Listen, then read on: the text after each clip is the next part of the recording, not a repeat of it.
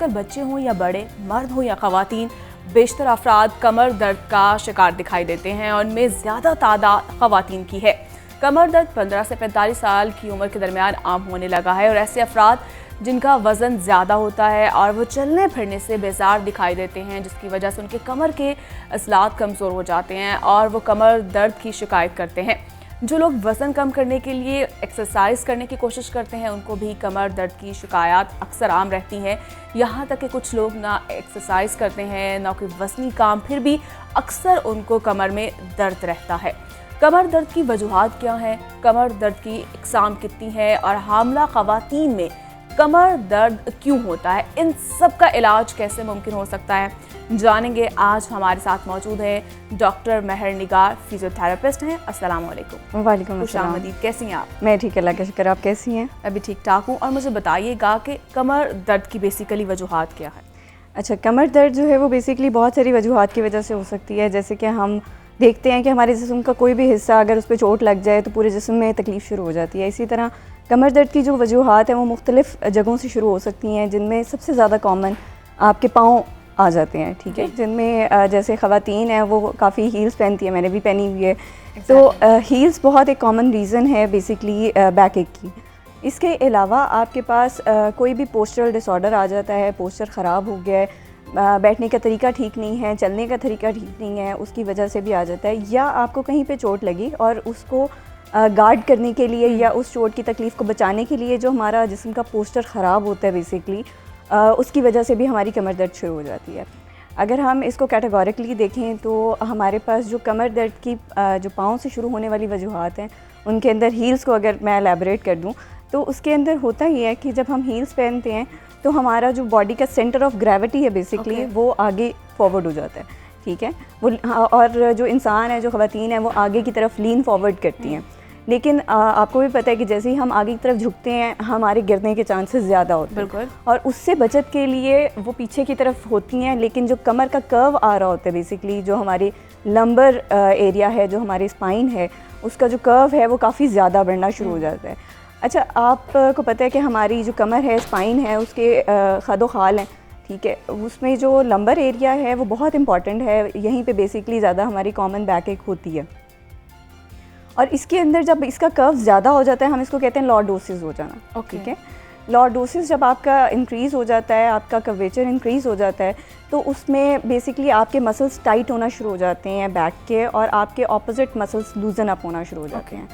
इसके अलावा आपको जो टाइटनेस है बेसिकली, उसकी वजह से आपको समटाइम्स मस्कुलर पेन आ रही होती है, या अगर वो बहुत ज़्यादा एग्जैजरेट कर जाए तो आपके जो वर्टिब्राज है उनके दरमियान से निकलने वाली नसें भी दबना शुरू हो जाती हैं, और उससे जो आप जिसे कहते हैं शैटिका या इस तरह की जो न्यूरल पेन आती है वो आपको आना शुरू हो जाती है।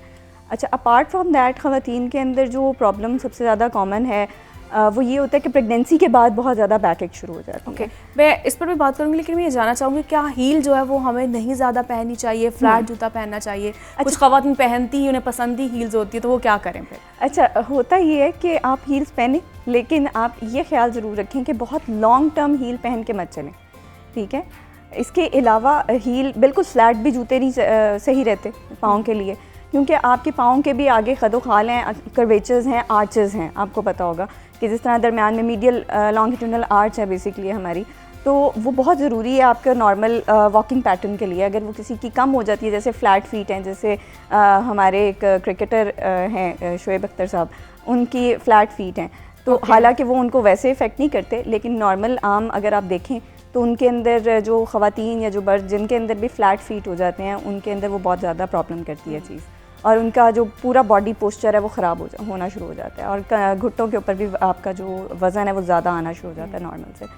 अच्छा, उसके लिए ज़रूरी ये है कि आप जॉगर्स पहने, ठीक है। अगर आपने हील्स बहुत शौक भी है आपको पहनने का, तो ट्राई करें कि बहुत कंफर्टेबल हो, स्पेशली जो आपके पास जो पाँव का नीचे तला होता है उसके दरमियान ये जहाँ पे आपके अंगूठे वाला एरिया आता है, उसके साथ जो आपके पास ट्रांसफर्स जो आर्च बनती है उसके नीचे पैडिंग हो बेसिकली, ठीक है। मैंने भी अभी जो जूता पहना हुआ है उसके नीचे पैडिंग है बेसिकली, तो वो आपको चलने में बहुत हेल्प देती है। इसके अलावा आप चलें जूता पहने, अगर आपने थोड़ी देर के लिए कहीं प्रेजेंट करना है, आपने प्रेजेंटेबल लगना है, उसके लिए हील्स बहुत इंपॉर्टेंट है, आपने पहननी ज़रूर है।